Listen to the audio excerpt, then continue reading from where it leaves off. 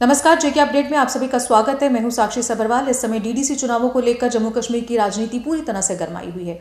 तमाम पार्टियां अपने अपने उम्मीदवारों को चुनाव मैदान में उतार चुकी हैं और जिस तरह की तैयारियां हैं, अगर कुल मिलाकर इन सब पर देखा जाए कि किस तरह की तैयारियां हैं, किस तरह की बातें लेकर लोगों के बीच उतरा गया है, इन सब पर चर्चा करने के लिए स्टूडियो में मेरे साथ मौजूद हैं पॉलिटिकल एनालिस्ट बलराम सैनी जी। बलराम जी, आपका इस कार्यक्रम में स्वागत है। नमस्कार जी। सबसे पहले अगर डीडीसी चुनावों की बात करूं मैं, तो डीडीसी चुनावों को बहुत ही अलग नजरिए से जम्मू कश्मीर में देखा जा रहा है। पहली बार जम्मू कश्मीर में डीडीसी चुनाव हो रहे हैं और बहुत सारी पार्टियां जो हैं जम्मू कश्मीर की खासकर जो हैं अपनी अपनी तरह से पूरी तैयारी कर उतरी हैं। अगर मैं आपके नज़रिए से इसको देखने की कोशिश करें या जनता को ये बताने की कोशिश करें कि डीडीसी चुनाव को किस नज़रिए से आप देख रहे हैं, तो क्या इस पर कहेंगे आप? डीडीसी चुनाव जम्मू कश्मीर के लिए कई महीनों में बहुत महत्वपूर्ण है।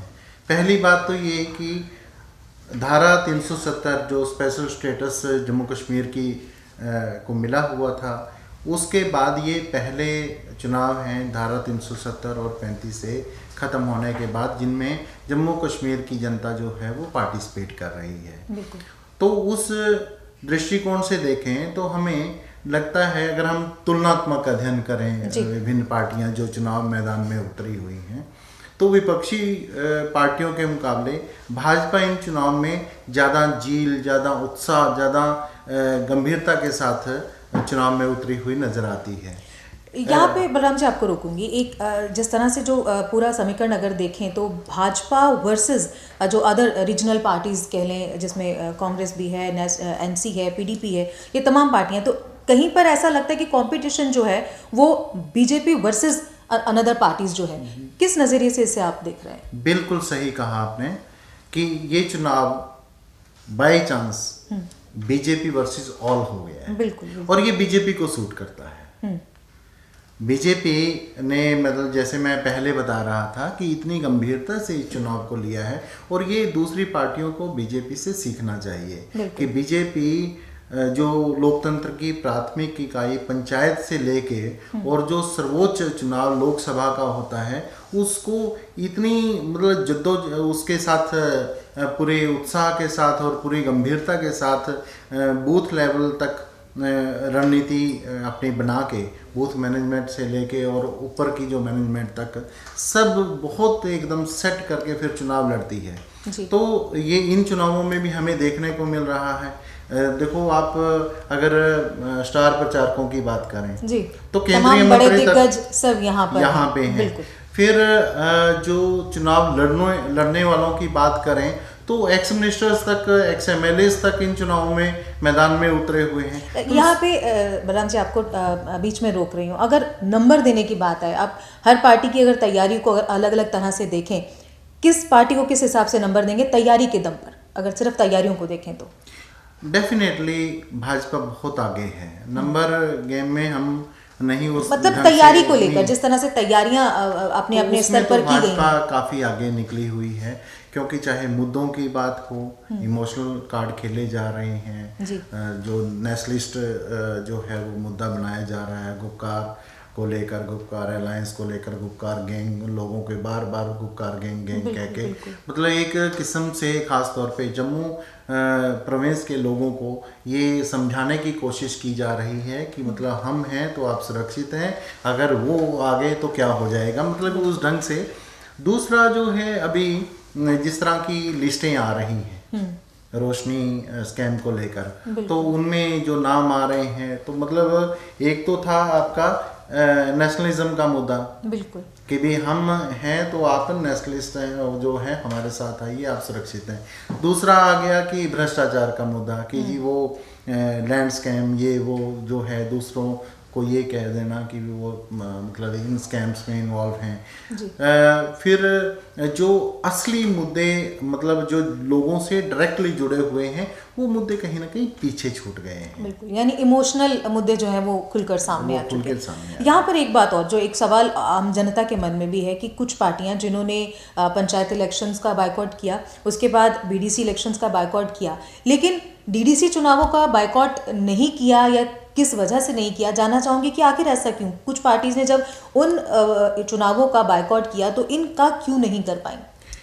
जैसे जो सबसे बड़ी कश्मीर की पार्टियां हैं जी, नेशनल कॉन्फ्रेंस और पीडीपी, बिल्कुल, एनसी और पीडीपी ने पिछले चुनावों का, चाहे वो पंचायत चुनाव हो चाहे बीडीसी चुनाव हो, उनका बहिष्कार किया। तब जनता के अंदर ये मैसेज गया, जो उनके खास तौर पे जो उनके कार्यकर्ता हैं, जो छोटे लीडर हैं, जो ब्लॉक लेवल के लीडर हैं या जो तहसील लेवल के लीडर हैं, उनमें ये मैसेज गया कि जब बड़े चुनाव होते हैं, विधानसभा के होते हैं, लोकसभा के होते हैं, तब ये पार्टियां उनमें पार्टिसिपेट करती हैं। बिल्कुल ठीक है। लेकिन जब हमारी बारी आई, क्योंकि वो लोग उस लेवल पे नहीं हैं कि वो विधायक का चुनाव लड़ते या लोकसभा का चुनाव लड़ते, संसद का चुनाव लड़ते, तो जब उनकी बारी आई कि वो लोकतांत्रिक प्रक्रिया में भाग लेकर और वो भी कहीं अपनी लीडरशिप को उभारें, वहाँ पे भी एक जो जमीनी स्तर पर भी नेतृत्व क्षम पैदा हो, तो उनसे वो मौका छीन लिया गया। तो उसका इन दोनों पार्टियों को नुकसान हुआ। कांग्रेस ने पहले चुनाव का बहिष्कार किया, लेकिन बाद में जो नेक्स्ट चुनाव आए तो उनमें भाग ले लिया। तो वो जो अब तीसरा जो ये जो चुनाव हो रहा है, अगर उसको चरणबद्ध तरीके से देखें, इसमें सारी पार्टियां शामिल हो गई हैं। तो वो शामिल इसलिए हो गई हैं कि भाई ये जो लीडरशिप हमारी ग्राउंड लेवल पे जो ज़मीनी स्तर की लीडरशिप है, इसको भी हमें मजबूत करना है, इसका मनोबल बढ़ाना है। अगर हम इनका बायकॉट करते हैं छोटे चुनाव का और बड़े चुनाव में हम भाग लेते हैं, तो मैसेज ये जाएगा कि जो इन पार्टियों की लीडरशिप है उसको अपनी कुर्सी से तो प्यार है। बिल्कुल। वो बंगले श्रीनगर में, जम्मू में और दिल्ली में रखना चाहते हैं, वहाँ पे अपना कब्जा रखना चाहते हैं, वो सांसद बनना चाहते हैं, वो विधायक बनना चाहते हैं, वो चीफ मिनिस्टर बनना चाहते हैं, वो केंद्रीय मंत्री बनना चाहते हैं। लेकिन जब आम कार्यकर्ता के कुछ बनने की बारी आएगी तो वो पीछे हट जाते हैं। तो वो ग्राउंड लेवल पे लीडरशिप को अपने को जो है वो ख़त्म होता देखते हुए इन्होंने कोशिश की, इन चुनावों में भाग लेने का ऐलान किया। बलराम जी, एक चीज़ और, जिस तरह से लगातार जो भाजपा है उसने तैयारी की, बड़े बड़े केंद्रीय मंत्री इस समय जम्मू कश्मीर में डेरा जमाए हुए हैं, लगातार चुनाव प्रचार कर रहे हैं। इसी की तरह अगर एनसीपीडीपी की बात करें तो वो लगातार ये आरोप लगा रही है कि उसे फ्री नहीं किया जा रहा है ताकि वो चुनाव प्रचार बेहतर तरीके से कर रहे हैं। यानी एक तरह से आरोप प्रत्यारोप का जो सिलसिला है वो इन पार्टीज का देखने को मिल रहा है। किस नज़रिए से इसे आप देखेंगे? देखिए, पहले चरण का चुनाव संपन्न हो चुका बिल्कुल, है ना? बिल्कुल जी। दूसरे की भी कल तैयारी है। तो जो पार्टी, जैसे हम फिर बार बार बीजेपी की बात आती है, तो भारतीय जनता पार्टी अपनी तैयारी में लगी हुई है। उसने कश्मीर में भी शाहनवाज हुसैन और केंद्रीय मंत्री जो हैं मुख्तार अब्बास नकवी, बिल्कुल, उनको मुस्लिम कार्ड खेला, वहाँ पे उनको बुलाया, वो प्रचार कर रहे हैं। आज वो गुजर गए हुए हैं, कृष्णपाल गुजर गए हुए हैं। जम्मू रीजन में भी जो फायर ब्रांड इनके जो नेता कहे जा सकते हैं, अनुराग ठाकुर, जो दिल्ली चुनाव में भी काफ़ी उनका विवादास्पद भाषण रहा था, जिसके कारण मतलब उनकी एक छवि ऐसी बनी है। वो युवा मोर्चा के भी अध्यक्ष रहे हैं। तो ऐसे वो जो इमोशनल कार्ड की जो बात है, तो ऐसे नेताओं को जो जम्मू कश्मीर के प्रभारी हैं तरुण चुग, उनको लाया गया है। हिमाचल प्रदेश के मुख्यमंत्री हैं जयराम ठाकुर, उनको लाया गया है। केंद्रीय मंत्री वीके सिंह, मतलब ये एक लंबी फेहरिस्त है। खास तौर पे जो ऐसे चेहरे हैं जो नेशनलिज्म को डायरेक्ट हिट करते हैं, तो ऐसे चेहरों को स्टार प्रचारक के तौर पर मतलब चुनाव में उतारा गया है। तो जहाँ तक बात आ जाती है कि भी जो गुपकार अलायंस जिसकी आपने बात की, तो वो जो है कह रहे हैं, आरोप लगा रहे हैं कि भी हमारे कैंडिडेट्स को रोका जा रहा है, चुनाव प्रचार नहीं करने दिया जा रहा है। उसमें दो बातें हैं। एक तो है सिक्योरिटी, बिल्कुल, क्योंकि आपने देखा कि कश्मीर वैली में, पुरी में एक सिक्योरिटी थ्रेट रही है पॉलिटिकल वर्कर्स के लिए, लीडर्स के लिए। तो प्रशासन जो है वो पॉलिटिकली जो पॉलिटिकल लीडर्स हैं, कैंडिडेट्स हैं, तो उनको सिक्योरिटी थ्रेट है, उसकी परसेप्शन के आधार पर उनको सिक्योरिटी के हवाले से कुछ हद तक उनको रिस्ट्रिक्ट कर रहा है। लेकिन जो आरोप है उसका गवर्नर ने भी और जो स्टेट इलेक्शन कमिश्नर हैं के शर्मा, उन्होंने भी जवाब दिया कि हम रोक नहीं रहे हैं। बिल्कुल ठीक है, तो कहने का भाव ये है, पैंथर पार्टी ने भी सवाल उठाया था कि भी हमारे कैंडिडेट्स को आप सिक्योरिटी कवर नहीं दे रहे हैं। तो ये कहने का भाव ये है कि जो ऑपोजिशन पार्टीज हैं वो अभी सिक्योरिटी के आसपास और रोकने और जाने के आसपास ही अभी उलझे हुए हैं, जबकि जो भाजपा है वो ग्राउंड लेवल पे अपनी कन्वेंसिंग भी कर रही है, तैयारी भी कर रही है, बूथ मैनेजमेंट तक कर रही है, सब कुछ कर रही है। तो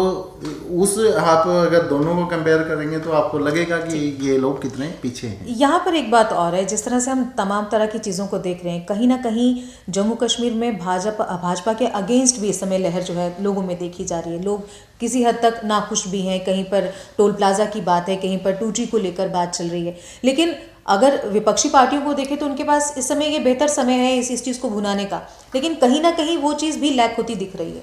डेफिनेटली भाजपा के खिलाफ लोगों में बहुत गुस्सा है, बिल्कुल अंडरकरंट है, लेकिन उस जो गुस्से को निकालने का कोई विकल्प नहीं है। बिल्कुल कांग्रेस के पास एक बहुत अच्छा मौका था, क्योंकि कांग्रेस पहले भी खासतौर पे जम्मू प्रोविंस में बहुत अच्छा करते आई है। पिछले इसी चुनाव को 2014 से पहले की अगर स्थिति की बात करें तो कांग्रेस का बहुत बड़ा जनाधार जम्मू प्रोविंस में रहा है जी।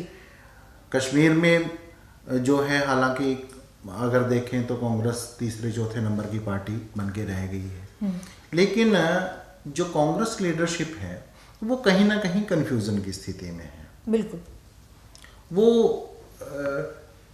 कहीं ना कहीं जो गुपकार अलायंस की पार्टियां हैं, एनसी है, पीडीपी है, उनकी कहीं ना कहीं पिछलग्गू बन के रह गई है। बिल्कुल जब बात वो उसमें है कि हम अलायंस में जाएं, पहले तो ये था अलायंस में जाएं या बाहर रहें, फिर आप जो सीट शेयरिंग करते हैं उनके साथ, ठीक है, तो नेशनल लेवल पे मुद्दा बनता है, वहाँ से रणदीप सुरजेवाला का बयान आता है कि नहीं हम उसका हिस्सा नहीं है, ठीक है। तो कहीं ना कहीं वो जो जम्मू की जो जनता है, जो इमोशनल जो मुद्दे से प्रभावित होने वाली जो जनता है, नेशनलिज्म के मुद्दे से प्रभावित होने वाली जनता है, जो कहीं ना कहीं भ्रष्टाचार के मुद्दे से प्रभावित होने वाली जनता है, वो जो जनता है उसके जो मुद्दे हैं, जैसे आपने बताया कि 2G का मुद्दा है, पिछले 1.25 साल से ज़्यादा हो गया है, पहले नेट बंद ही था, फिर 2G चला, तो वो जो मुद्दे हैं, प्लस जो टोल प्लाजा खासतौर पे जम्मू के आसपास जो लगे हैं, इनको लेकर बीच बीच में संगठनों की प्रदर्शन होते रहे हैं और लगातार लोगों का गुस्सा सामने आता रहा है। लखनपुर में जो रिस्ट्रिक्शंस हैं बॉर्डर पे, पूरा हिंदुस्तान खुला है कोरोना काल में भी, कुछ जगहों पे हालांकि पहले रिस्ट्रिक्शंस थी इंटरस्टेट बाउंड्रीज में, लेकिन अब वो चीज़ें हट गई हैं। तो लेकिन लखनपुर में अभी भी फार्म भरो, ये वो कहीं ना कहीं ये पुराने परमिट सिस्टम की याद दिलाता है जी। फार्म भरने से कोरोना तो हट नहीं जाएगा, बिल्कुल ठीक है। तो उसके बाद फिर जो वहाँ पे जो बसें हैं, यहाँ की बस बाहर नहीं जा पाती है, बाहर की बसें यहाँ नहीं आ पाती हैं, वहाँ पे जो यात्री आते हैं वो इंटरचेंज वो होते हैं, शिफ्टिंग होती है। तो ये जो चीज़ें हैं ना, ये लोगों को परेशान करती हैं और लोग परेशान जो है वो निकालना चाहते हैं, लेकिन विकल्प कहाँ है, विकल्प कहाँ है, क्योंकि जो आपने जो परेशानियां हैं ना, आदमी फिर जब इमोशनल मुद्दा आ जाता है तो वो भूल जाता है कहीं ना कहीं। वो कहता है पहले सुरक्षा, पहले हमारा देश है, पहले हम सुरक्षित रहें, तो उसके बाद हम अपनी परेशानियों को आगे वो करेंगे। तो ये बड़ा मुद्दा था कांग्रेस के पास जो उसने लैग कर दिया, और जो गुपकार अलायंस में भी उसको वो तवज्जो नहीं मिली, जो सीट शेयरिंग में भी उसको वो महत्व नहीं मिला जिसकी वो हकदार है। इतनी बड़ी पार्टी, नेशनल लेवल की पार्टी है, तो उसको वैसा नहीं मिला है। इसकी वजह से जहाँ पे दूसरे दलों के पास, घटक दलों के पास जो सीटें गई हैं, वहाँ पे बहुत सारे रेबल्स भी खड़े हो रहे हैं बगावत करके पार्टी से। ऐसा मतलब वो बहुत सारे नेता हैं जो चुनाव लड़ना चाहते थे लेकिन सीट दूसरे के पास चली। अगर कांग्रेस उस अलायंस का हिस्सा ना बनती बाहर से ही तो फिर आपके पास बहुत सारा मौका था। आप अपने लोगों को अकोमोडेट कर सकते थे, सब लोगों को आप मतलब चुनाव मैदान में उतार सकते थे। तो ये मौका कहीं ना कहीं कांग्रेस ने खो दिया है। मतलब कुल मिलाकर एक कि कांग्रेस के पास एक अच्छा मौका था अपने आप को साबित करने का इस दौरान, लेकिन वो कहीं ना कहीं उस पे कहीं पीछे रह गई। डेफिनेटली वो जो है उसने मौका खोया है। और नेशनल लेवल से लेके और स्टेट लेवल तक जो लीडरशिप, लैक ऑफ लीडरशिप रहा है और लीडरशिप की कमी जो है, इच्छा शक्ति की जो कमी है, उसका निश्चित तौर पर चुनाव परिणामों पे उसका असर देखने को मिलेगा। अभी भी जो कांग्रेस के, जैसे मैंने बताया कि भाजपा का नेशनल जो लीडरशिप है वो भी चुनाव मैदान में केंद्रीय मंत्री तक उतार दिए गए हैं। जो कांग्रेस की स्टेट लीडरशिप भी अभी मैदान में नहीं आई है, उस ढंग से पूरी तरह से नहीं आई है। वो भी मतलब अपने दायरे में ही है अभी। मतलब जो कैंडिडेट है वो अपने आप को असहाय सा महसूस कर रहा है। वो अपने लेवल पे अपने दम पर कोई सीट निकाल ले, लेकिन उस ढंग का जो लीडरशिप से सपोर्ट मिलना चाहिए तो वो नहीं मिल रहा है। चलिए, तमाम तैयारियां जो हैं वो उस हद तक नहीं हो पाई कांग्रेस की तरफ से या बाकी अन्य पार्टियों की अगर बात करें तो वो नहीं हो पाई है कहीं ना कहीं। हालांकि अभी 8 चरणों में चुनाव होने हैं। अभी एक चरण का हो चुका है, कल दूसरे चरण का है और 8 चरणों में चुनाव होने हैं। पहली बार जम्मू कश्मीर में हो रहे हैं। तमाम पार्टियों के लिए ये इस समय बड़ी ये बात भी है, चाहती हैं कि हर पार्टी ये उम्मीद लगाए है कि इस बार जीत ज़्यादा से ज़्यादा उसी के उम्मीदवारों की हो ताकि वो ज़्यादा बेहतर तरीके से कमान अपने हाथ में ले पाए। चूँकि पहली बार जम्मू कश्मीर में हो रहे हैं तो इसकी इंपॉर्टेंस भी अलग तरह से देखने को मिल रही है। तमाम पार्टियां किस हद तक तैयारी से उतरी हैं ये तो अब जो रिजल्ट्स आएंगे वही साबित कर पाएंगे कि आखिर किस पार्टी की तैयारी कहाँ तक उसको फायदेमंद पहुंची है, कहाँ तक उसको फायदा मिला है। जम्मू कश्मीर से किस पार्टी को कितना फायदा मिला या लोगों को समझाने में कौन सी पार्टी किस हद तक कामयाब हुई, ये आने वाला वक्त बताएगा। इसके अलावा बलराम जी कुछ और आप हमारे दर्शकों के साथ कुछ साझा करना चाहें? एक बहुत बड़ा मुद्दा था कांग्रेस के पास। अगर वो इस अलायंस से, जो गुपकार अलायंस है, इससे पूरी तरह से अपना अलग रहती हाँ।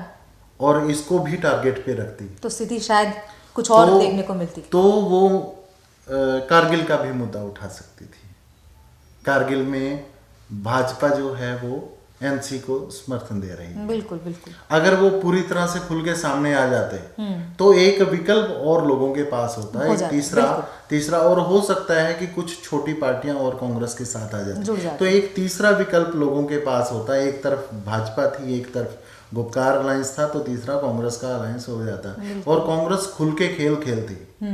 नेशनल लीडरशिप भी यहाँ पे आती और यहाँ पे जो स्टेट लीडरशिप है वो भी खुल के कहती कि हाँ जी ये इनकी ये कमियां हैं, इनकी ये कमियां हैं, ठीक है, तो हम आपके पास एक विकल्प के तौर पर कांग्रेस ने अपने आप को सामने नहीं रखा, जिसका खामियाजा लोगों को भुगतने को मिलेगा। क्योंकि लोगों की जो वो थी ना, लोगों की जो अपनी समस्याएं निकालने का, गुबार निकालने का भी लोगों को मौका नहीं मिल पा रहा है, तो वो एक रहेगा। यहाँ पे बलराम जी एक सवाल और है। जिस तरह से पहले चरण का चुनाव हो चुका है और हमने देखा कि जो जम्मू कश्मीर में पहले चरण का चुनाव जो हुआ उसके जो प्रतिशत है वो 51.76% रहा। ये जो परसेंटेज जो हमने देखा पहले चरण का, अगर आगे इसको देखा जाए या इसी चरण को देखा जाए इस परसेंट के हिसाब से, तो आप इसे किस तरह से देखते हैं? मैं इससे बहुत उत्साहित हूँ। खासतौर पे अभी सर्दी का मौसम शुरू हो गया है जी। और जो हाई रिचेस हैं जम्मू प्रोविंस में भी और कश्मीर में तो है ही, तो बहुत जगह बर्फ पड़ी है। बिल्कुल।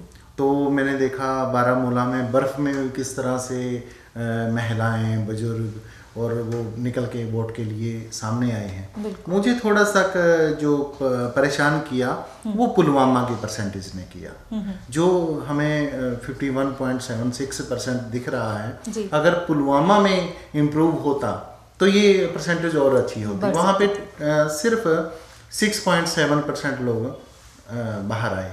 अगर हम उसको दूसरे नज़रिए से कि खौफ है या मिलिटेंसी है या अलगाववाद का कोई असर है, उस नज़रिए से देखें तो उसका असर जो शोपियां हैं, जो कुलगाम हैं, जो आसपास के डिस्ट्रिक्ट्स हैं जो है, उनमें भी दिखना चाहिए था। बिल्कुल।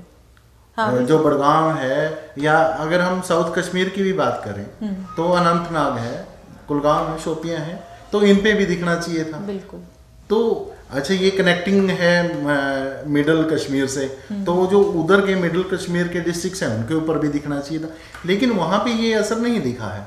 वहाँ पे ठीक परसेंटेज गई है। हाँ। लेकिन सिर्फ पुलवामा में परसेंटेज इतनी कम क्यों हुई, ये मुझे लगता है कि जो एडमिनिस्ट्रेशन है, इलेक्शन कमीशन है, उनको भी थोड़ा सा आगे, क्योंकि अभी लंबा चुनाव चलना है, तो उनको भी इस बारे में थोड़ा सा कुछ देखना पड़ेगा कि लोग वहाँ पे क्यों नहीं निकले।